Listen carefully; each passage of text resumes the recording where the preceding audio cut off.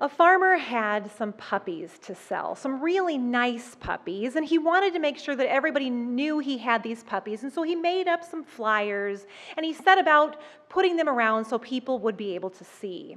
As he was tacking up that last flyer to his fence post, he felt someone kind of tug on his leg. And he looked down and he saw a little boy.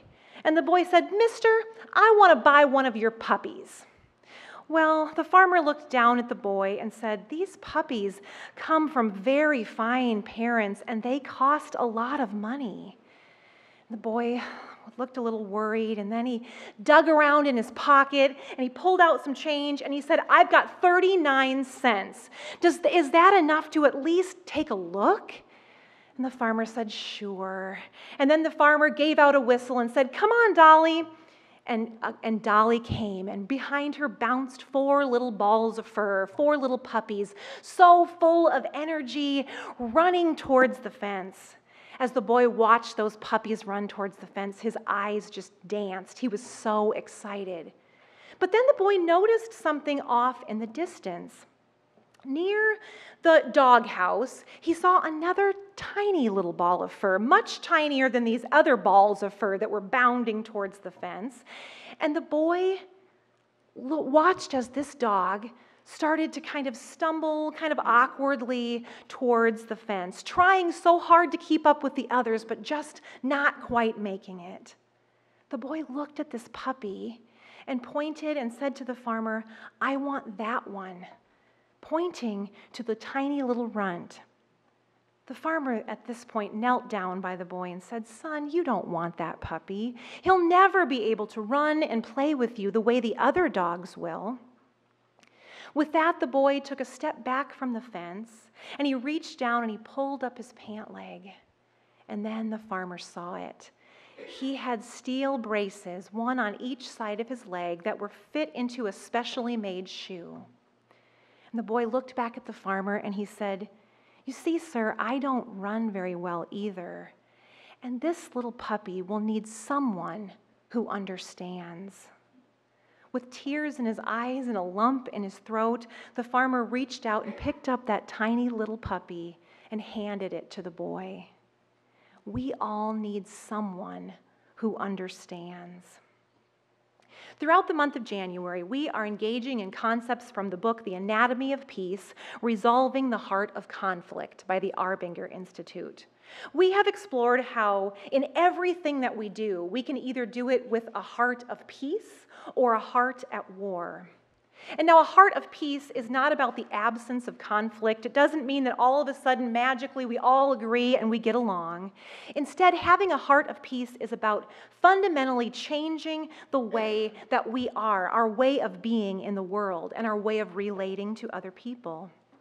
To have a heart of peace, we must see people, as God's beloved children and not as objects. Last week, we looked at ways that we can start to recognize when our hearts might have gone to war. And then when we recognize this, we can realize that we can take steps to step out of the box and to end the cycle of escalation. Today's message is entitled Embracing a Heart of Understanding. We all long for someone who understands. Now, none of us is immune to hurt or hardship or struggles. Perhaps at some point in your life you have lost a job or you have been out of work. Or perhaps you have had a falling out with your best friend or a coworker or a partner. Perhaps you've experienced the death of a loved one, health troubles, treatments, fertility troubles, miscarriage. We all have things that we are dealing with. And we often deal with these things in silence. Oftentimes, other people might have no idea the kinds of things that we are facing or that we have survived and how we are dealing with these things on the inside. Isn't it such a blessing when we find someone who can understand? Now, of course, it's much easier to understand when we've been through a similar experience. This is why support groups can be so helpful for people. People having walked through the same kind of hardships, coming together and supporting each other and helping each other to cope and to heal and to make healthy life choices. But the beautiful thing is, even if we haven't been in someone's exact situation, we can try to understand. In order to do this, we need to look below the surface of the words and the behaviors and try to see what it is that's actually driving these actions. We can empathize. Empathy is the ability to understand and share the feelings of another. Moving from a heart at war to a heart at peace requires empathy. I enjoy reading the work of Brené Brown. She is a researcher and a writer, and she studies things like shame and vulnerability and human connection. In her research, she has discovered ways that empathy fuels connection.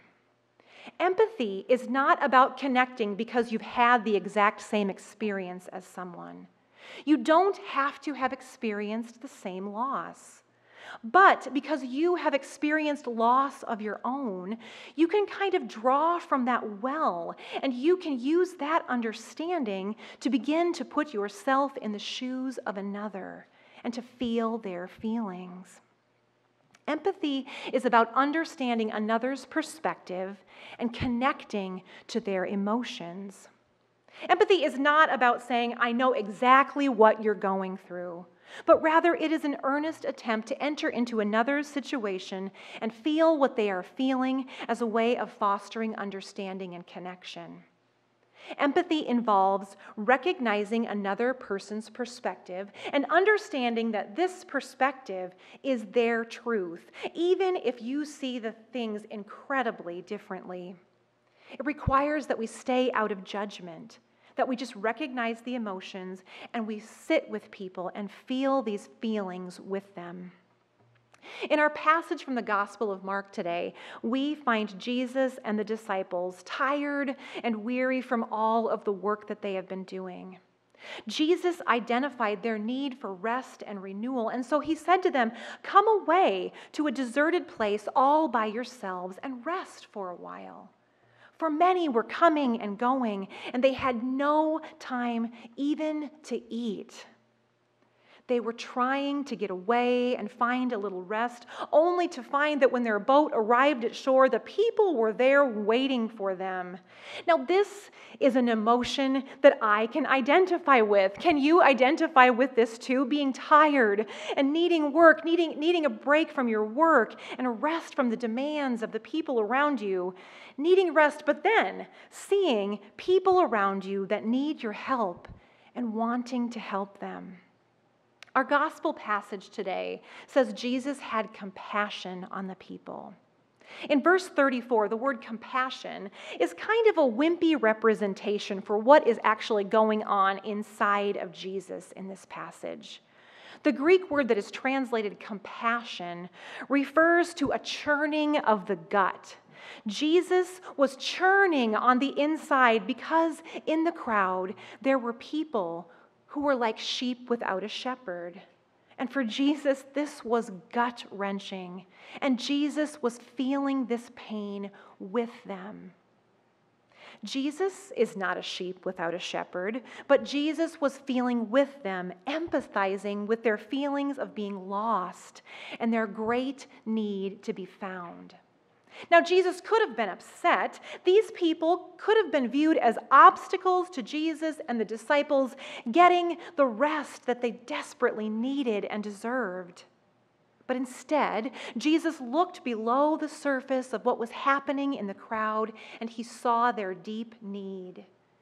He saw the why behind their actions. Jesus had compassion and empathy. He saw their need, and he engaged from a heart of peace. You know, when you think about it, isn't Jesus God's ultimate expression of God's empathy? God, the creator of the universe, the almighty, the high and exalted, how on earth could we, as mere mortals, as people, relate to a God that is this glorious and magnificent?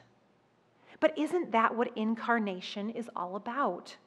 Jesus coming to us as the one who shows us that God understands our pain and our temptation and our needs. The one coming to us to show us that God understands loneliness and poverty and hunger and friends and betrayal and injustice and even death. This is why we can place our trust in Jesus and how we know that God understands us even in our humanity. As followers of Jesus, as Christians, literally as little Christs, we love because God first loved us. And we can empathize because God empathizes.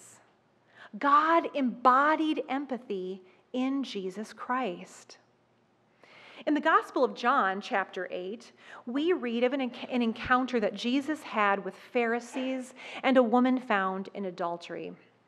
The Pharisees brought the woman before Jesus, condemning her for her behavior, saying that the law of Moses required that such women should be stoned to death. Once again, the Pharisees were trying to kind of trap Jesus.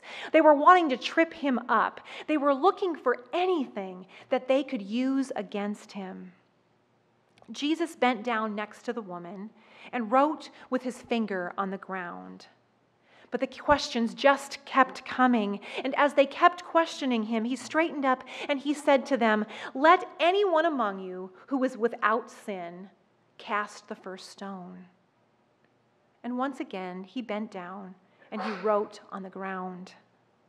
When they heard it, they went away, one by one, beginning with the elders, and Jesus was left alone with the woman standing before him. Jesus straightened up and he said to her, "Woman, where are they? Has no one condemned you?" And she said, "No, sir, no one." And Jesus said, "Neither do I condemn you. Go on your way now, and from now on, do not sin." In this exchange, the crowd approached Jesus and the woman with a heart at war. They wanted to trap Jesus, and the woman was simply a means to an end for the Pharisees. They saw her as an object and not as a person. There had been a lot of speculation and pondering about what exactly Jesus was writing on the ground when he bent down next to the woman.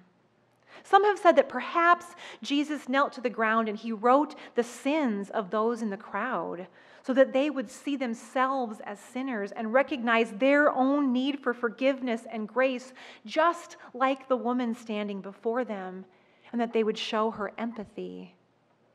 What if Jesus was writing things that they all had in common as a means of helping the crowd to empathize? We don't really know. But however they arrived at the empathy, we can see the result.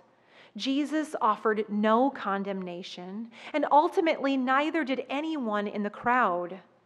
Jesus encountered this woman with a heart of peace and compassion, and this brought about a chance for a new life. Moving from a heart of war to a heart of peace requires empathy. And fortunately, when we connect to understanding God's grace and God's mercy, God's healing and forgiveness can give us eyes to see and hearts to understand. When we connect to and understand God's grace and God's mercy, we can have eyes to see ourselves and others as bearers of common wounds that need healing. So rather than seeing each other as adversaries to be defeated or competitors to be outdone, we can see each other and understand our shared need for grace. When we truly look upon the other with compassion and with empathy, we have eyes to see the hurt that is underneath of the anger. Rather than seeing aggressors deserving our retaliation, we understand the hurt that led to the anger as an opportunity to empathize and to show kindness, even when that may not be what is deserved. Empathy allows us the ability to approach those with whom we disagree as mutual explorers of the mystery of God. How differently would we approach our disagreements with each other if we started as a default with this understanding that we are mutually exploring God's mystery? It is empathy that allows us the ability to consider every person as a beloved child of God, with infinite worth and dignity, rather than an object of our desire or correction or charity or a means to our ends. A heart of peace through empathy has eyes to see the other through the eyes of Christ. And that means when we're seeing someone else through the eyes of Christ, that means that we are not seeing them through the lens of partisan politics or racial prejudice or socioeconomic class, gender, or national borders. And wow, how hard this is at times. And it seems to be getting harder and harder each and every day in our current political climate. It isn't easy, but perhaps you have heard those who are the hardest to love need love the most. And it seems that that is often true. When someone doesn't feel love or has never known love, it's really hard to be loving. And yet Paul, in his letter to the Romans, tells us to bless those who persecute us, bless them and do not curse them. Rejoice with those who rejoice, weep with those who weep, live in harmony with one another. Wow, this kind of response is only possible with a heart of peace. It is only possible by seeing underneath of the actions and seeing even those who persecute you as God's beloved creation. Look at the empathy Paul calls Christians to in the letter to the Romans, to rejoice with those who rejoice and to weep with those who weep. Living in harmony, feeling with each other in order to allow for true connection. As followers of Christ, we are called to foster peace, even in the midst of evil and controversy and conflict.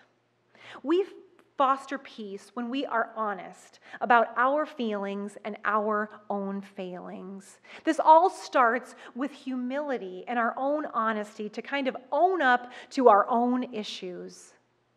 And from there, we foster peace when we decide just to break the cycle of conflict, often with an act of generosity or kindness that in that moment may feel very unwarranted. We can begin to embody the understanding that I am not going to escalate this conflict. The war stops with me.